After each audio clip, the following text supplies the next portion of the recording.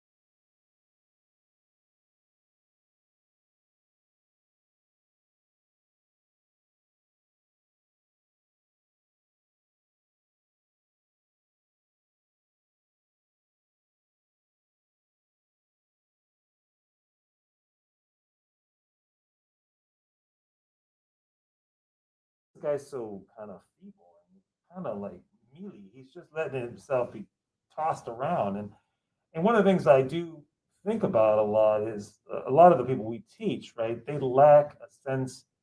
They never had it. They never were modeled. It was they lack the. They've been internalized the beatdown, as it were, right? They've internalized communities telling them that they were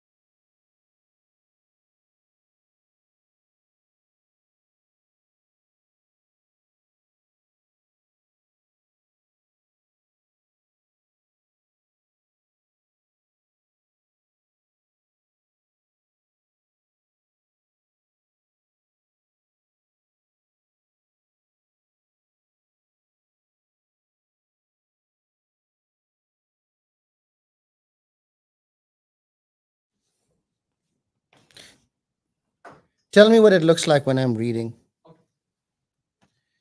My name is Sunil Dasgupta. I'm a political science professor at UMBC. I lead the political science program for UMBC at the University of Shady Grove, a few miles from here. I'm also the host of a new podcast, cheekily called I Hate Politics. We cover really hyper local politics, including what happens on your streets, in your schools, and your neighborhoods. And your neighborhoods. I'm a first generation immigrant. I arrived in the United States in 1995 with less than $1,500 in my pocket, but an letter of admission to the University of Illinois, where I got my PhD. And then I moved to Washington, D.C. in 2000, prior to the 9/11 attacks, to work at the Brookings Institution. Um, and then I went and then I went to Georgetown University, and finally to UMBC in 2009. So I've been teaching in Montgomery County for 12 years. You look good. Good?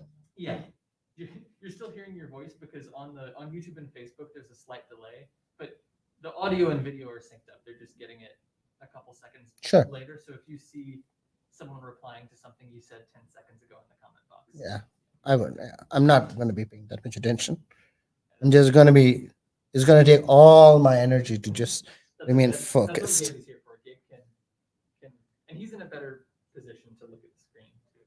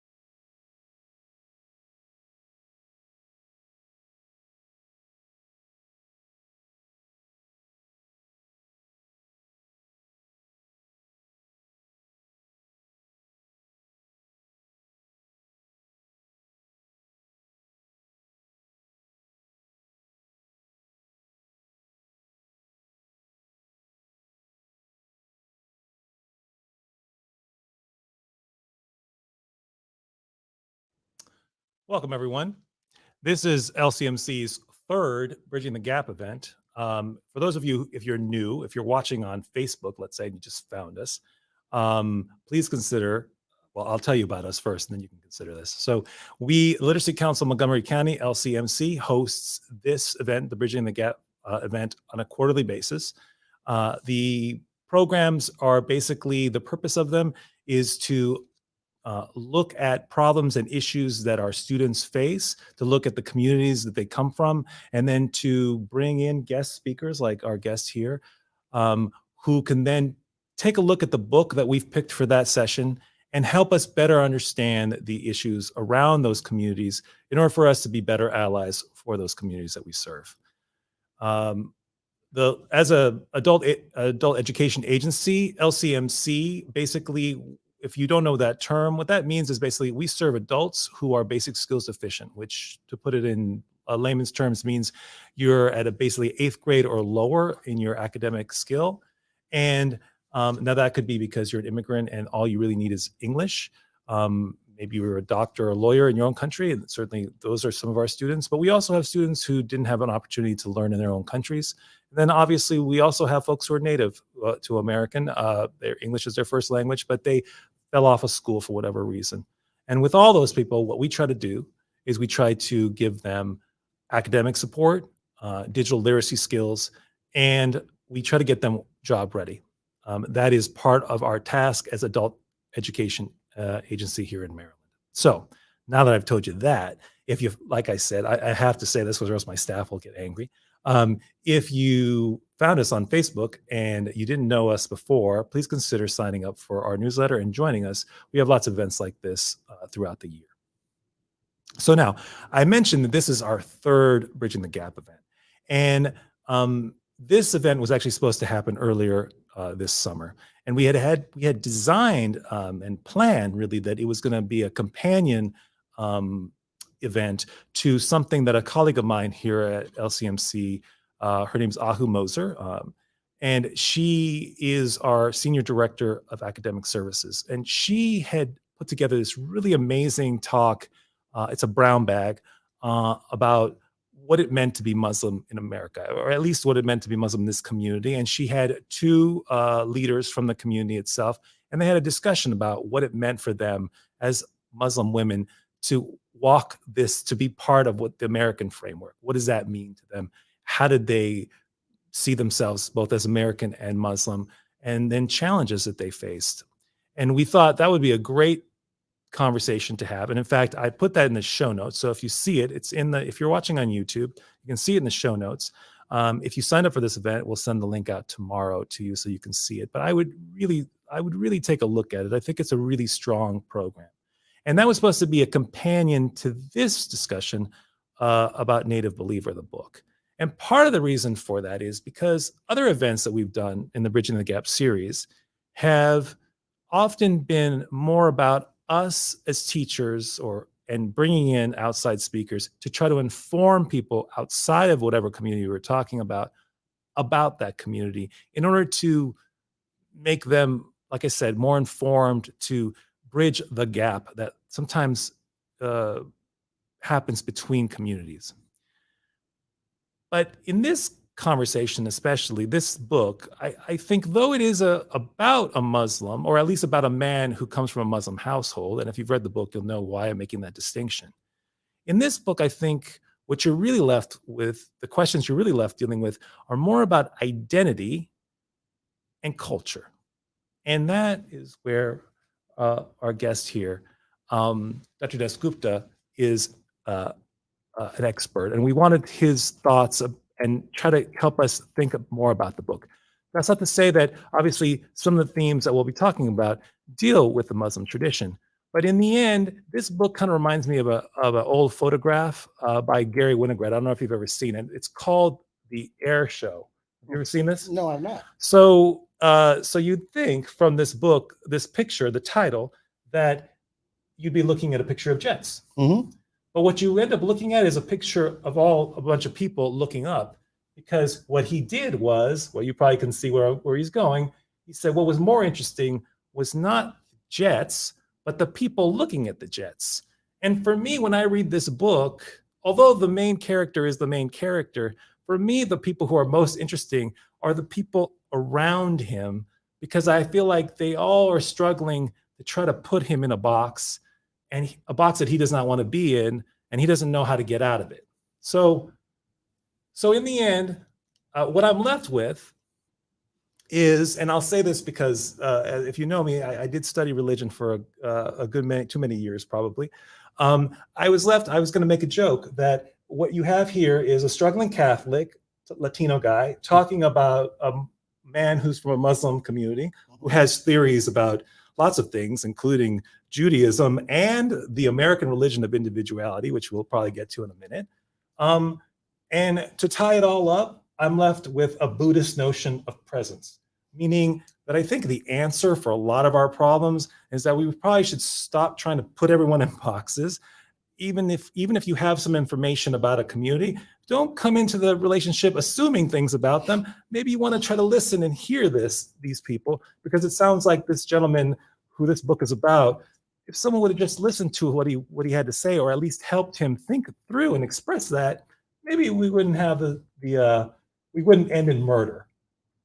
Or we wouldn't have a book. Or we wouldn't have a book. Well, I'll let you decide that. Take it away, Professor Dasgupta. Thank you. Well, Gabe, thank you so much for inviting me. Thank you to the Literacy Council of Montgomery County. You do fabulous work. I am particularly gratified to see the new program that you all are doing in MCPS for MCPS parents that need ESOL language skills. So thank you very much for that. So my name is Sunil Dasgupta. I'm a professor of political science at UMBC. I lead the political science program for UMBC at the Universities of Shady Grove, which is just a few miles from here. I also host a cheeky local podcast called I Hate Politics, and it's available on all major podcast platforms. We look at local policy issues, local issues in your streets and your schools and your neighborhoods at a time when local news is really not that robust. I'm a first-generation immigrant. I came to the United States in 1995 with less than $1,500 in my pocket, but a letter of admission to the University of Illinois. And I got a PhD there. I moved to Washington, D.C. region in 2000 to get for a job at the Brookings Institution. I met my wife there. From there, I went to Georgetown University, a Catholic university. I should point out. Right. Yes, yeah, of course. And I have a long relationship with the Jesuit community. When I went to college in India, it was a Jesuit college. It was St. Xavier's. And then in 2009, I was hired by UMBC to run the political science program at the University of Shady Grove, and I've been there since. So I've been in Montgomery County for about 12 years teaching, and I've lived here for a little over 5. So it's, when I read the book, it was interesting for me to sort of process all of that, because really I do feel like the protagonist of the book, somewhat searching, somewhat unmoored, but also, recognizing a tension that exists between my birth identity and my new American home. I'm not Muslim. I should tell you that up front. I grew up with a lot of Muslim kids, and I have crazy stories about Ramadan fasting and Eid. But more importantly, I think in my profession, I've studied identity politics, and I teach a course on culture and politics. I've done that for a number of years. So in reading the book, I brought to it all this sort of past, the baggage that we all carry. So what is the book about? The book is about a second-generation Muslim man who does not consider himself Muslim. And yet, he is pigeonholed as one, not only by those who hold a negative view of Islam, but also by those he loves, his wife, his mentor. This tension between being secular or American and being Muslim is a central narrative of the book. Ideally, we want to answer that question of, it's not as either or, but we want to say both, right? True, we should be true to our birth identities, and we should be true to our new American identities. America is a country that, as you know, officially allows you to have dual passports. My birth country, India, for example, does not. So when I became an American citizen, I had to give up my Indian citizenship, and it was a very deliberate and thought out decision that I made. But I point out that in America, America allows you to have these dual passports, and America allows you to organize by religion, by ethnicity, by language, by whatever means you think possible. And so there is an American creed that allows you that space. But despite this space, it isn't always easy to have those two identities, to be able to reconcile them, right? And there are social expectations, and as well as, in this case in particular in the book, a problem with self-image, right? How do you do that? In the book, the protagonist loses his job for being a Muslim. The book is set, as you know, in the early years after the September 11th attacks. His wife and mentor both tell him that he should sue his employer for having fired him for being Muslim. But he cannot even bring himself to do that, because he says he's not Muslim in the first place, so he can't claim discrimination against it. So it's a very peculiar kind of position to be, and I think while peculiar, it is not uncommon. In this very deliberate secular life that the protagonist wants to lead, free from sort of Muslim circumstances, and wanting to integrate, he feels the need desperately to have children, to make that integration possible. And I remember the day when my son was born in 2005. I came out of the hospital and the sun shone brighter, and I felt really much more American in a way that I think I had not before. And so I can completely feel and identify with the protagonist and the need that he has to, have children. And the problem, of course, in the book is that his wife is sick, and if she were to bear children, it could be fatal. So nothing comes of that, but the tension there, as you can see, is a very important one. The tension between secular and a particularist identity is not just his in the book. You could see that in other key characters. So, for example, his wife is a white Southerner, and she gets a job with a defense contractor that, of all things, sells drones while she's married to a Muslim man. I mean, the irony upon irony of this is just really dramatic. His mentor, who is Jewish, finds out that he had a 20-year-old son he knew nothing about. And that's because the mother did not want the child to know that he had a Jewish father. When the mentor finds out about this, the son, has already died in Afghanistan, where we are serving in the armed forces.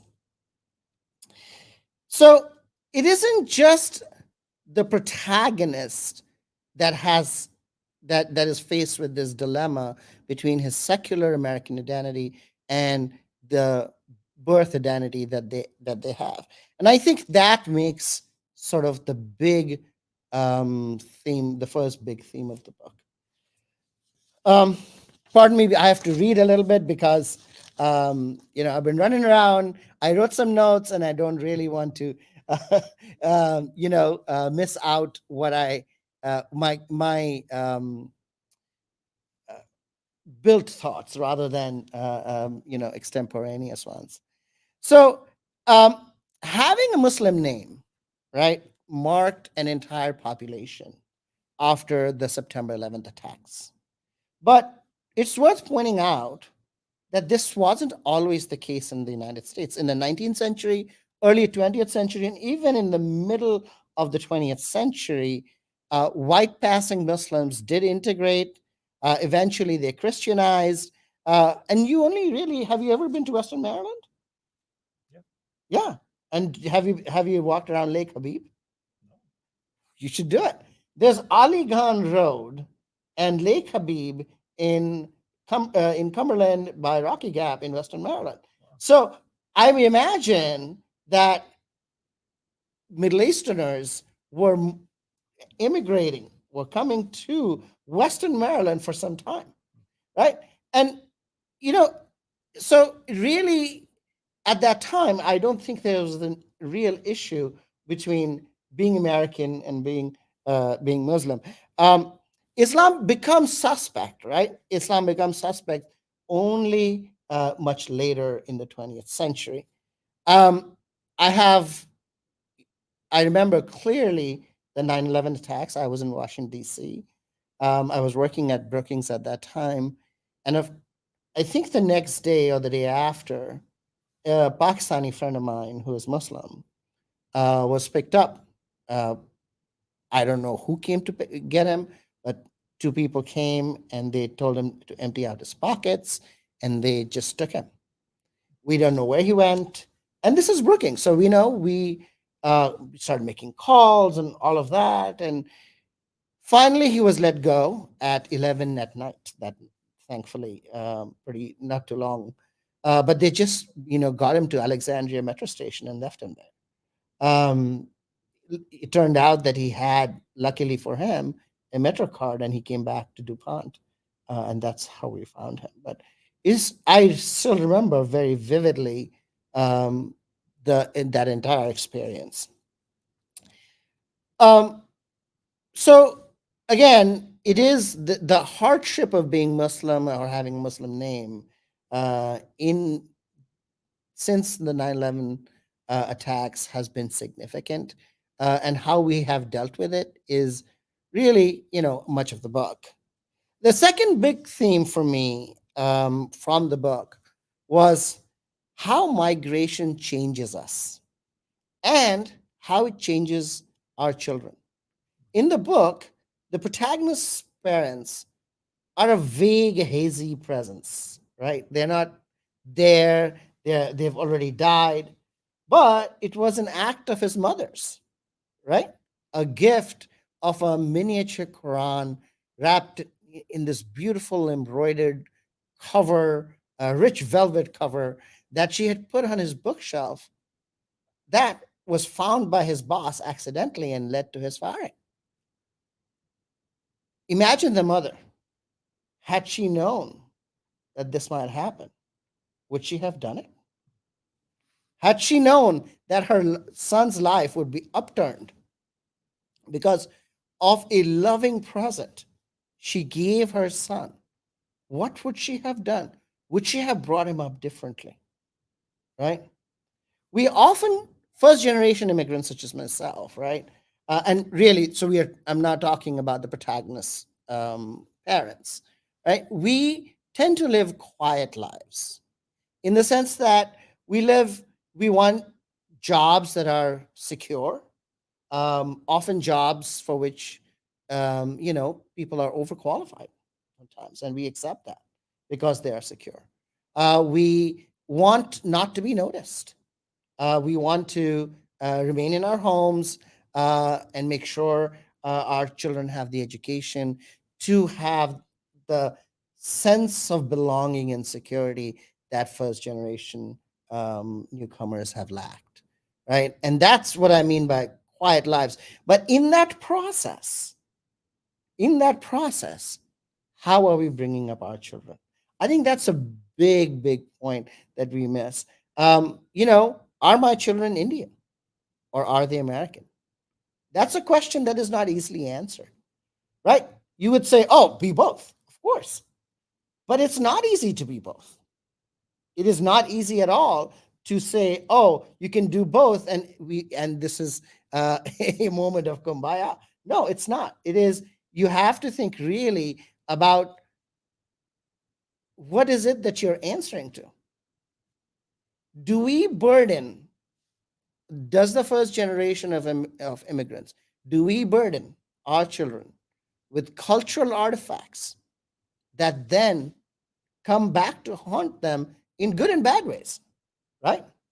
They come back to revisit them. Maybe haunt is a too strong a word, but come back to revisit them in good and bad ways. Do we do that? And what does that mean, right? How does the second generation change as a consequence of our own cultural baggage? The third big theme in the book, from my point of view, is that it is a search for America. Again, the search for America is not a new one. We do it all the time. Our philosophers have done it, but most dramatic and most visibly, it was done by the French aristocrat Alexis de Tocqueville in 1830s, and he wrote this. He came to the United States and he wrote a book called Democracy in America, which is still today a touchstone book in understanding American civic experience, right? What does it mean to be American? In the book, in The Native Believer, the protagonist leaves his middle class existence to discover America's underbelly of drug dealers and pimps and pornographers, but mostly also of poverty, right? This brush with the underbelly of the country is supposed to help the protagonist find himself. But it turns out that he is betrayed there, right? And instead, I think what he finds is in America where each individual has to seek their own redemption, which includes, I think, building a new American family. So from my point of view, what I thought was he wasn't so much lost as he had been forced into exile.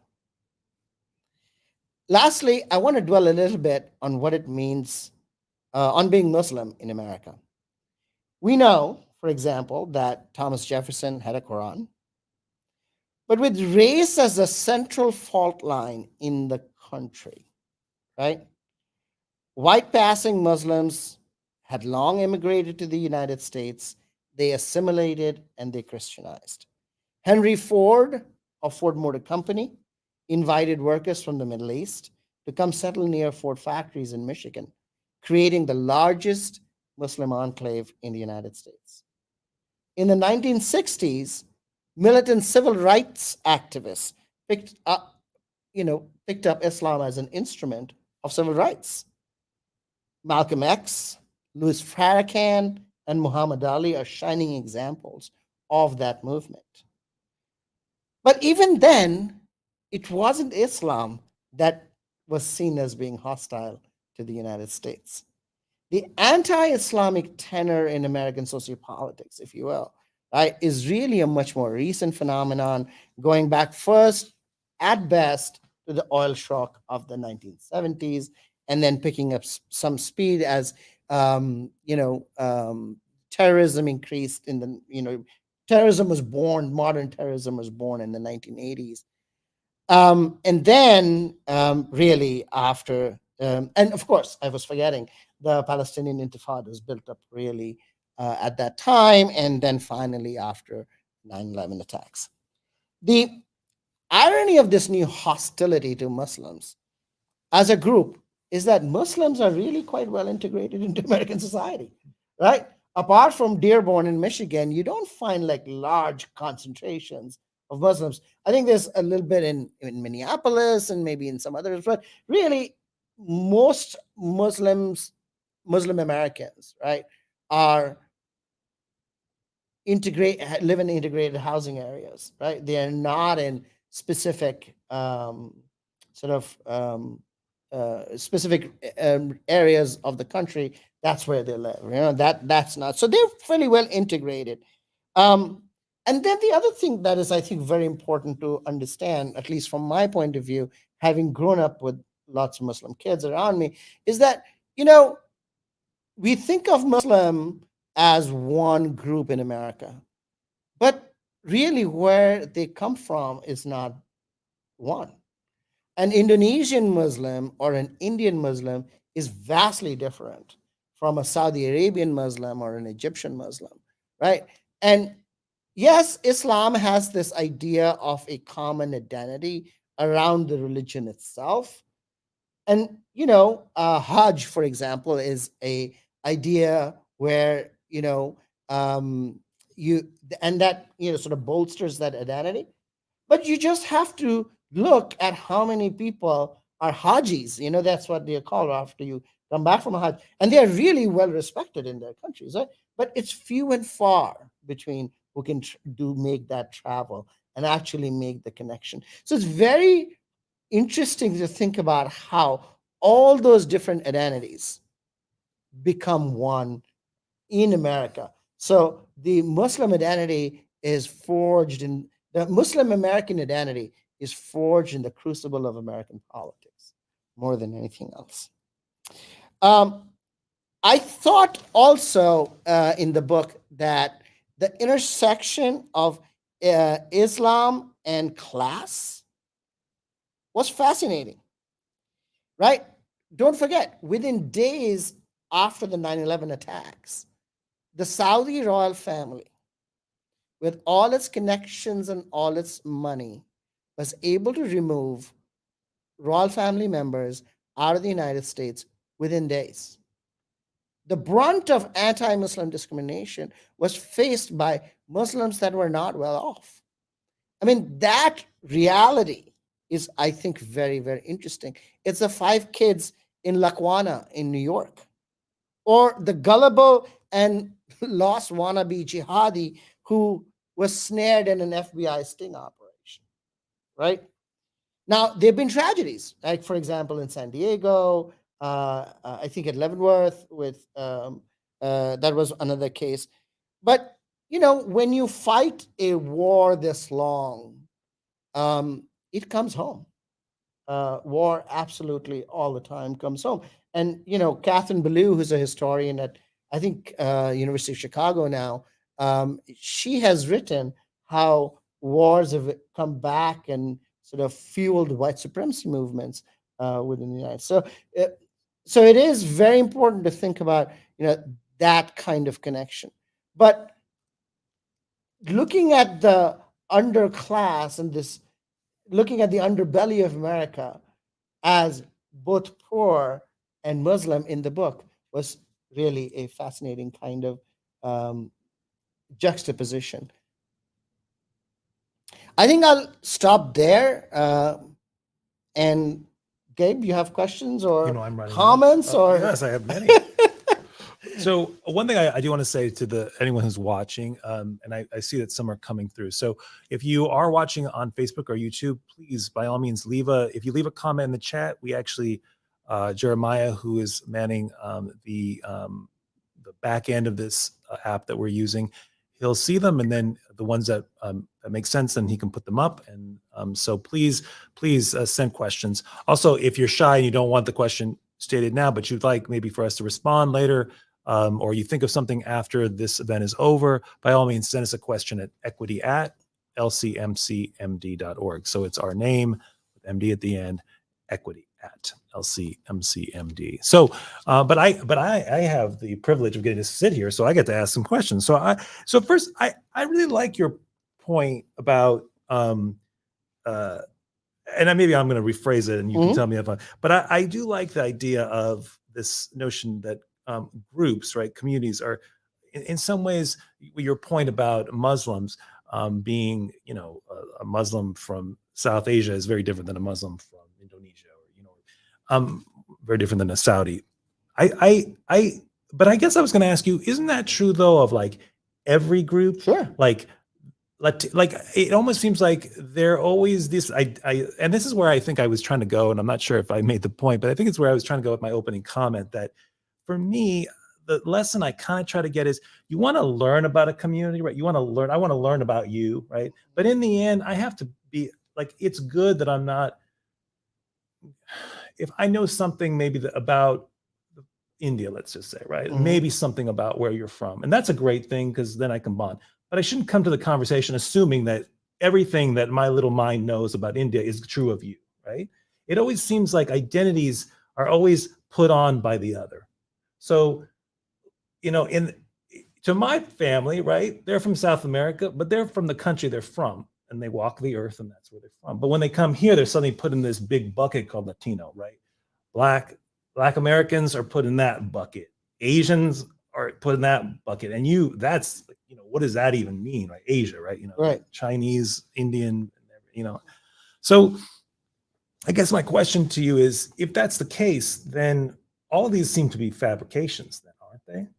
Well, so first, we did a podcast episode called Forging. Yes, please talk about that. I love that one. I think that was a really good one. Yeah, so it's called the Forging the Asian American Political Identity, which is also, I think, forged in American politics. So I think American politics is constructed in a way that creates these buckets.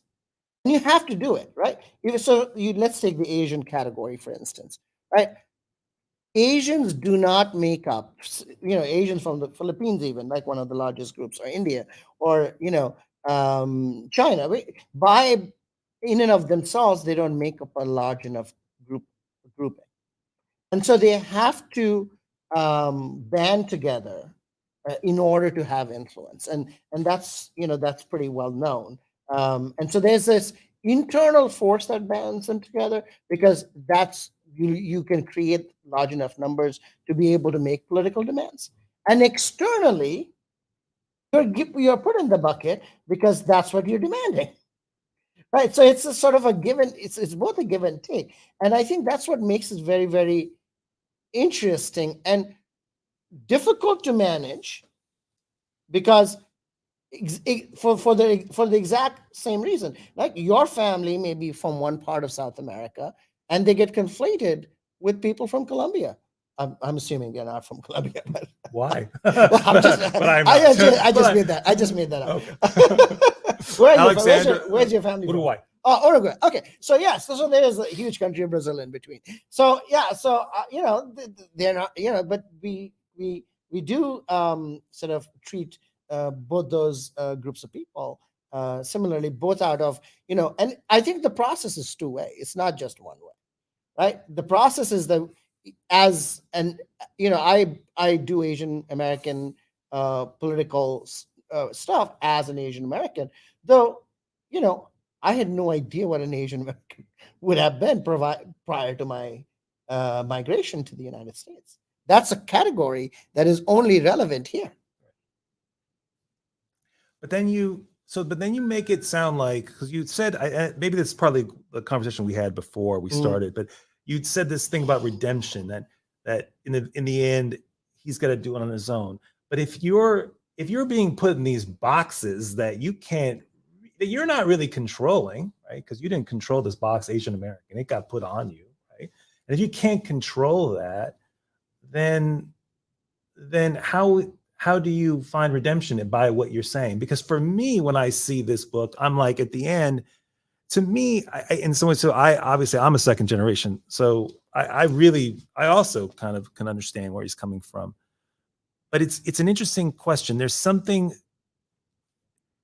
if tomorrow I found out that my wife, who's not Latina, right, had weird misconceptions of what Latinos are, the way that his wife seems to have, or if my boss fired me because I'm Latino, I have that. I don't disdain or abandon the thing that they are discriminating against, right? This guy, he's being put in boxes because he's Muslim, but then he doesn't even have that to support him because he doesn't consider himself Muslim. And so I don't really see how can you get around that. Now I do kind of have an answer. We do this whole education, empowerment, equity, if you can see it. And I think the empowerment for me is about part of the reason you educate, you help people, right? That is that education empowers them to start trying to push back against those boxes, right? But I'm not, that's my answer. But what's your answer? So a couple of things. First thing is that so there is a novelist conceit. And so really the way that Ali Etraz creates the character is one thing. And he creates this truly 100% unmoored character, right? Right. I wouldn't say that is true in the real sense, but we allow a novelist his presumption, right? And I think You think it's not realistic then? well, so no, it's realistic. So he's created a model, right? And he's followed through the implications of the model. He's created a conceit, and that's what he's pushing through. But I think most people, and I'm sure there are people like that, but most people I think you meet, right? They are some combination of being grounded in their birth identities and striving to this new American one, right? Most immigrants, I think, are some combination of that. The first generation obviously has difficulty. The second generation also has its own difficulty, and sort of the traditional migration theory has it that by third generation you get it just right. That was the way in which immigration was understood in the early 20th century, right? That by the third generation you're assimilated. Not for all communities, though. Well, yes. So I mean, Which I think is an issue, right? No, it is an issue. It is an issue. I will tell you. I think the most significant community left out of this process are African Americans, right? I think race has been such a huge and continuing fault line in American politics that fewer of the things have been able to transcend that, right? And I think with now, as you see, it's coming back as a very potent force in how we do our politics. The other thing I want to talk about is in terms of redemption, right? We have, when we come to America, at least I don't know, I'm sure it's true of many other people, but I came to America with no family here, right? I knew 2 people ahead of time, and that's about it, right? And the community that I created, right, is a community that I created. For the lack of a better, it really is something that I had to build very quite deliberately, and it has, it had people that are, that went to school with me, and then they worked with me. It's my, wife's family and her friends, and our neighbors, and a lot of this is really, and many members of this extended family that I now have, extended American family that I now have, are largely people I've picked. You get to say that, you don't get to pick your family. I did. Right? I did get to pick my family as I rebuilt it here. That's just fantastic in some ways. That phrase only relates to your parents, not to your wife. But okay, I'll take it. All right. No, but I think that's important. I mean, you don't pick your uncle or your aunt or you do pick your wife, hopefully, right? Yeah, well, yeah, you do, yeah, especially now. but I think so. So in the book, right, there is this. I think this idea at the end that you really have to have have to take redemptive action recognize that you're on your own. And I think we read the book the end of the book quite differently. Yeah, let's talk about that. So I do want to, this is a big spoiler. If you haven't read the end, you might want to close your ears for a minute, because we're going to give you, because it kind of takes a, would you agree at least that it was surprising? It was surprising, for Okay. sure. So, but I read the end very differently than I think our esteemed professor. Tell us how you read the end. So I thought it was a metaphor, and I'm trying not to give away the end truly. I thought it was a metaphor for sort of breaking from the past and not being subject to the misconceptions of others, but insisting on building the family that the protagonist wants. So I came away with something of hope. Yeah, that is surprising. Okay. What did you think? I think I read it like he, I almost read it like he,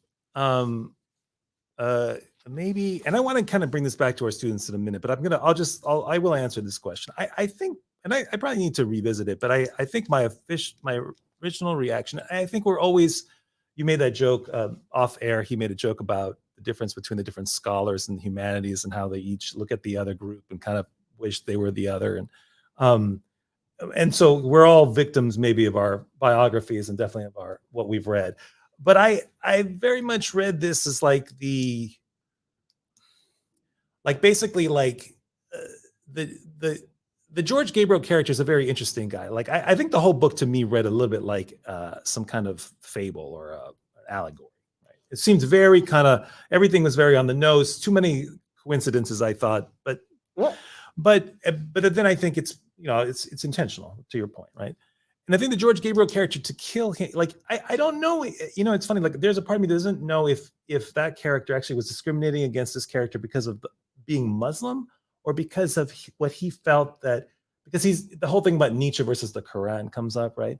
And I think it's that radical individualism, that radical kind of it's American, but obviously you see it in other traditions as well, Germanic maybe, but a radical sense of individualism, right? And Germanic individualism. Yeah, well, American individualism, but Nietzsche was very much about the Uber, right? Right. Yeah. So the fact that he discriminates is more that he doesn't like the idea that this character is could be swayed by the larger group of Islam. Not so much that it was Islam, but it was that it's more like a philosophical conversation. Now, maybe that's just the way I read the character. So to murder him, then it strikes me as at the end a bit of like, well, if I'm going to be an individualist, then I'm gonna kill you, right? It's like it's very Nietzschean at the very end, right? Correct. It's like I am gonna be the Uberman, I am going to kill you, right? I'm gonna destroy you, right? Mm-hmm. That to me, I'm not sure what to make of that. It seemed like I was following the book until that one, and then I was like, it just seemed like a little bit of philosophy thrown in mixed with like, let's make the ending cool and different. So that might be just my take, but I remember reading it. I'm thinking this just treats like this. All of a sudden, seemed like a treatise on like almost like a Sartre play and not like a novel, right? It just felt like it was very much like philosophy dressed up as fiction. So that's why at the end I don't take any hope. I just think it's like, oh, okay, yeah, I guess he put Nietzsche over Quran in the end, right? Which is the whole joke in the book. Yeah, well, so I think, it is an allegory and it is a conceit, right? And, the novelist or an artist is allowed that conceit, right? Sure. And we have to consider any novel from within the limits of that conceit, within the limits of that allegory. We can't sort of expand it beyond what they wanted. And in this dramatic final act, he put his choice, his individualism above the group, but that's what he wanted to do from the beginning. And the fact that the Quran was physically in a bookshelf above the Nietzsche, it's sort of just, totally happenstance. It's a bookshelf. Things are going to be on top and things are going to be on the bottom. This is Right, but the meaning that character, the boss, Correct. gives it. that's what I mean, is that it is within the scope of the conceit, within the scope of the allegory that it's speaking. It's not, if you were to take that and say, does it apply to real life? I would say it doesn't, right? Because But I so much put of the books- book did, though, right? well, but that is the art, right? Yeah. The art is, what is the art of Star Trek? Right? What is the art What of is the art of Star Dune? Trek? Yeah, what is the art of Dune, Dune? you got Right. me. Okay, No, but I'm saying, what is the art of science of any science fiction? Right? It's just preposterous in the first place, right? But within that preposterousness is a realism that the artist has built. So I'm not gonna. We'll have to debate about sci-fi, and it's not Okay. preposterous. But anyway, but let's bring this back now, because I know we've got about 6 or 7 more minutes. I see Uh-huh. there are a couple questions coming through. okay, We'll come to those in a second. But I would love to just kind of bring this back for a minute, Mhm. just to, like I said, part of what we try to do in Bridging the Gap is to always apply some of these lessons to the communities that we see in front of us, right? I have found, right, that a lot of times, like you said, especially in adult ed, there is a sense of deferment, especially around immigrant parents, first generation, right? They like, we will suffer, we will take the brunt Mhm. so that my kids can do better in school. Absolutely. So you see that, I think, in these parents. Like you said, they're hazy, we don't know, but and it's all done through the lens of the protagonist. But you do see a bit of that, right, in this as well. I guess I'm curious what your thoughts are, since you're first generation yourself, and since we work with parents, Mhm. a lot of our parents, one of the things with adult ed that I find is that, and I think this is part of the reason why adult education doesn't have a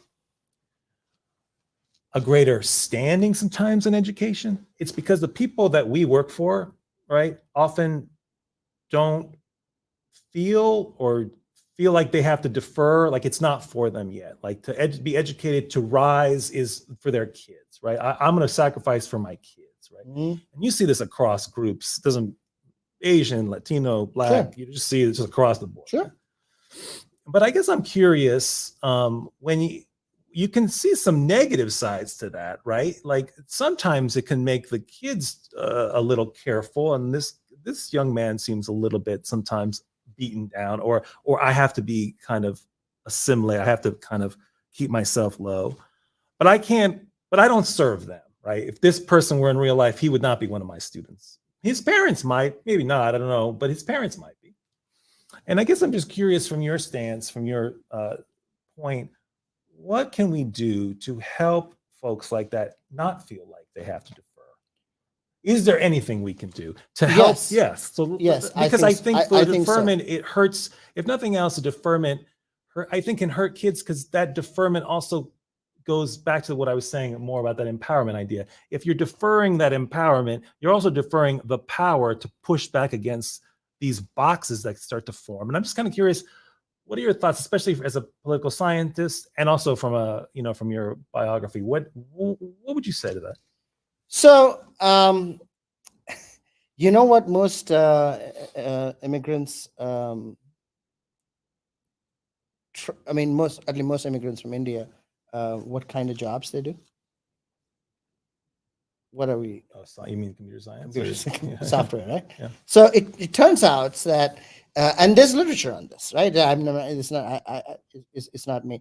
The literature says that immigrants seek technical kinds of jobs where their progress can be clearly measured, right?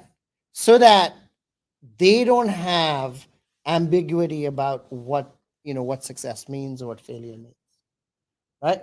And that's the emphasis on the science and the STEM and the this and the that, right? And as first generation immigrants, we buy into that, right? Not many first generation Indian Americans are becoming political scientists, right? I mean, there are a bunch, right? Don't get me wrong, but there are, you know, there are more software programmers who are Indian than there are political science professors, right? So that's the first thing. So I would say is there's such a strong emphasis on the technical side of things and the focus on that we often miss the civics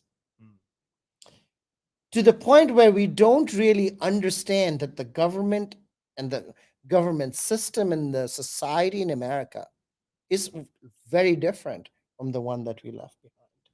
And we want, in some ways, to preserve our identity too, right? By holding on to notions about what government is and how it operates as it used to in the old country, right? And so, to those that are not exposed to civics, to those that are not exposed to the American way of doing things, which is a lot about organizing, actually. And if you're not teaching that as part of your adult education, I think that's the gap that needs to be filled. So, if you want more sort of empowerment, they have to be empowered. I mean, you can't teach empowerment, right? Empowerment happens, it's not taught, right? And how does empowerment happen in a classroom situation is, you know, we start by doing a heck of a lot more of civics, you know, even sort of look, you know, and then enabling the people in the classroom to go outside and organize. I think that is really, really powerful. You know, 6 or 7 years ago, a student of mine asked me this question, and that actually changed my life. And she said, "Professor, why are you having me read this?" It's a young Black woman. And I gave her an answer or something, but I realized that I didn't have a good answer for her. And I went home and I thought about this. We teach, for example, everything at an arm's length, even political science. We teach political science as if it is a science, right? As you study it with scientific distance. But that's just a crazy proposition. I don't know anybody that became a botanist because they loved cross sections, right? They love trees. I don't know anybody that became an entomologist because they only like dissection. They like insects. And yet, when we ask them to study and know politics, we say, no, hold it, study it from a distance. That doesn't work. And that's what that student of mine made me realize. And I think I've tried to fix that in my program. I've tried really hard to move my program toward the empowerment model that I think where we should be. Well, thank you. You're welcome. I feel empowered. I think we gotta ask a couple questions, I think, before the day goes away from us. So if I can read, well, should I have my glasses? No, I think I can see this. Rhea Cohen writes, if the protagonist was searching for his identity, do you think he needed to experience Americans' underbelly, using your words, to find himself? And you know, it's funny, you actually bring that up, that you felt there was we didn't get into that, but there was a whole thing about class and religion, which I also thought was fascinating. But go ahead, if you want to take the question. So it says, was that really self-serving? Well, you know, again, it is, as Gabe wisely pointed out, an allegory. It's based on a conceit. And so he does, and the middle of the book is not just a search for an identity by the protagonist, but also really a search for America itself, right? And so to show that the real America is somehow this, you know, is a little bit grimy, you know, somewhat corrupt morally, um, um, uh, uh, morally confused, maybe to use a mild term, and you know, I'm not sure it was self-serving in the end. In that way, he had to find. So it's a stratagem, right? It's a the author uses it as a strategy to be able to help him find um, um, himself and America. But you understand, he was betrayed even there. So in that betrayal, right, he comes to understand that even he doesn't even belong there. So I think that betrayal may have been even stronger than the betrayal he had from his boss. Um, or at least that betrayal coming on top of that really then shapes the final act of murder that he commits. Excellent. I see that Ahu is on the Ahu Moser, who I mentioned before, who again will put the link in the show notes if you're on YouTube, and we'll send it in our thank you note to you if you registered for this event. It's a really great chat, and and that one is much more specifically, obviously led by and definitely hosted by someone who is Muslim, who also was the whole panel was Muslim, and they had very different takes, I think, to your point about you had people from very different parts of the world who had very also different connections and with the tradition. So Ahu, we wanted to bring you on because I thought, I know you've familiar with the book and you've very thoughtful on this topic. So I just thought we'd have you on, and maybe if we want to ask a question, why don't you join us and ask? Sure. Thank you so much, Gabe. And it's really nice meeting you, Professor Dasgupta.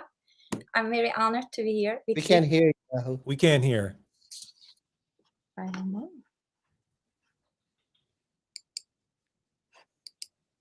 Go ahead. Can you hear me now? Go ahead. We're going to kind of. Can you? Yes. Go ahead. Okay. So, good evening, Professor Dasgupta. Thank you so much for being here with us. I have one question. I really didn't finish the book. I'm midway through. Somehow I'm a little bit stuck at the beginning where he was fired. It kind of brings some questions in my mind. Didn't the boss really know that this gentleman was Muslim? Maybe somehow from his name. Why did it have to lead to finding Quran on the shelf, right? So it kind of made me, I think I was telling Gabe, I might have a Bible that was given to me as a gift as well. So it is the God's book, and then I'm not going to throw it away. I'm going to keep it. And then it is the respect that we have to all the religions. But what I would like to ask you is that, do you think Muslims like M,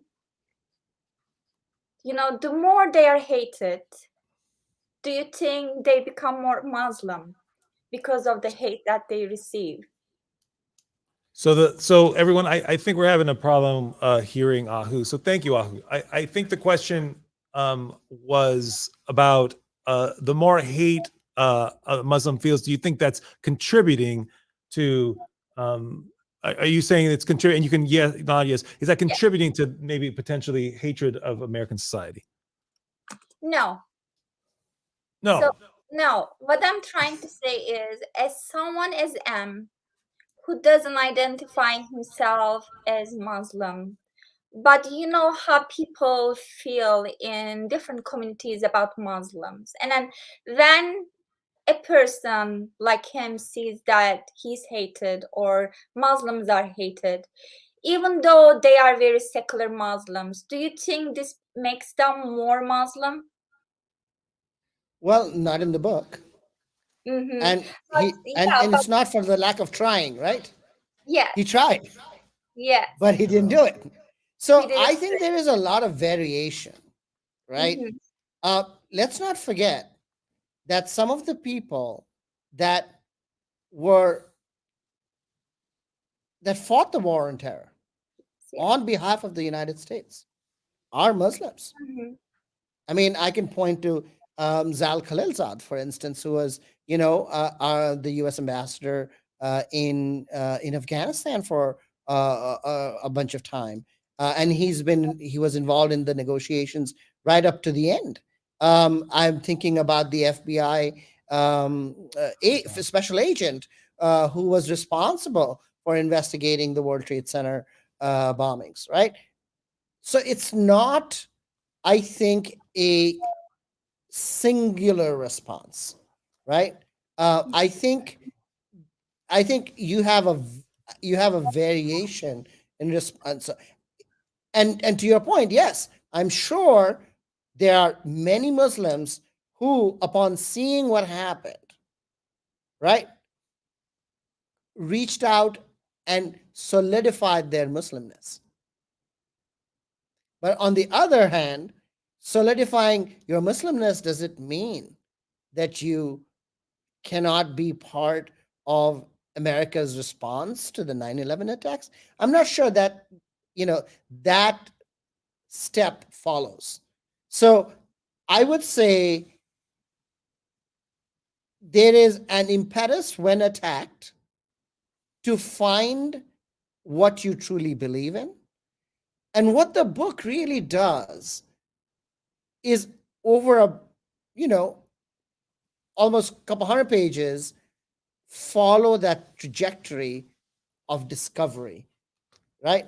And that, I think, is what I took away from the book, that, it is a search both for who is within us and both for what America stands for. Folks, I'm looking at the time, and we have a few questions that are still on the board, and I don't think we're going to get to them all. So I think what we might want to do is we will, like I said, we will look at those questions, answer them in writing in an email form. Also, I know that a couple questions have come through the Equity at, which are fantastic, and I really appreciate that. I want to thank Ahu. Thank you for coming in with a question. Thank you, Ria, for yours. I thank you, everyone, for tuning in to this Bridging the Gap. It is a great pleasure to get to know you. I've never really met you in person. This was the first time. And what a lovely chat. And that we can actually have a chat in person in the same place. I know, isn't that a privilege? Pretty beautiful. Yeah, it is. It is a privilege. It's a privilege. It is quite a privilege. Yeah. I think a privilege that we have learned to really appreciate. So I thank you for your time. I've convinced him with a little bit of dinner and water to come and appear on our podcast. So stay tuned. We'll send you an invite when we record that. And that podcast will be much more about your world, politics here in Maryland, and how it deals with education. So we'll have you back. I'm a cheap date, Gabe. I appreciate that. All right, my friends. Well, like I said, thank you very much for coming to this third Bridging the Gap, and we will look for you for the fourth one, which will happen in February. So that'll go up. The dates will go up next week, and we'll have signups. So start looking for that. And I hope you all have a good weekend. I think if you're in the Maryland area, we're looking for some storms coming up. So please stay dry and stay safe, and we will see you on the next one. Thank you.